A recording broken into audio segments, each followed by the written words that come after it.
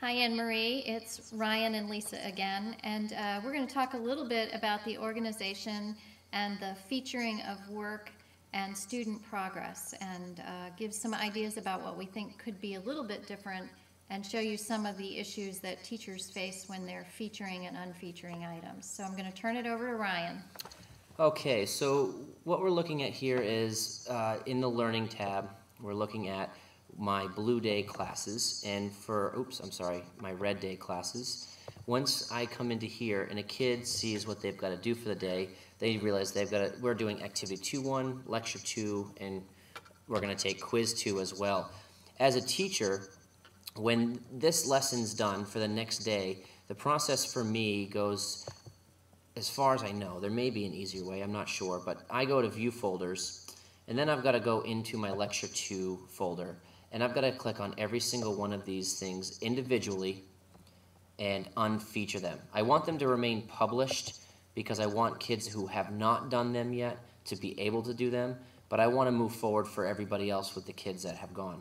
And then now I've got to scroll back, and I've got to go into Lecture 2, second thing, and we've got to do this for every class in every unit that we do, which takes about 2 or 3 days for us to accomplish.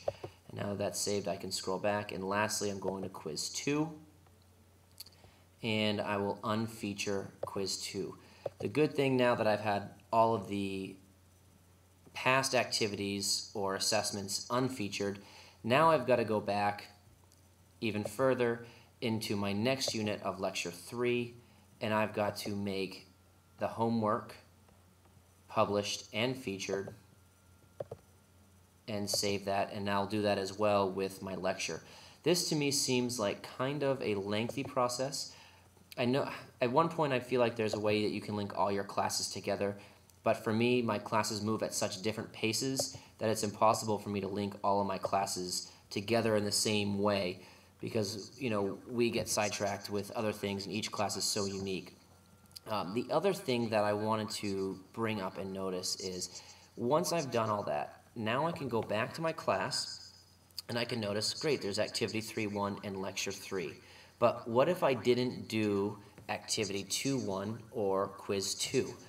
Normally I could go to my Student Progress Overview on this tab, and I'm signed in as a teacher right now, but normally the Student tab would show the 3 things, and we pointed out one of the problems that we were seeing with that, but even more so, that Student Progress Overview only shows you what students have done.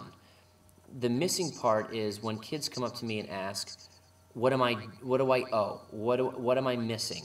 And that's kind of a hard thing because by going to what you passed in, if you don't know what you've actually done or what you haven't done, it's kind of hard to look into. So one of the ideas that I'm thinking might be helpful for StudyWiz is, as a teacher, feature the activity. Once a student clicks on that activity and completes it, I'm wondering if there's a way it could dissipate from the featured items. This would allow the students to keep up to date with everything in their hands. So when a kid finishes 3-1, 3-1 becomes automatically unfeatured. So all I have to do is feature the item and never again touch it. The other reason for that is because if a student does fall far behind, they'll have a large list of things here to do, and they'll know exactly what they owe, and they can do it in the order that it appears. So that was one suggestion I had, and wondering if we could do for ease, only because as of now there's no tab, no place for a student to see what they're missing. All right, thank you, Ryan.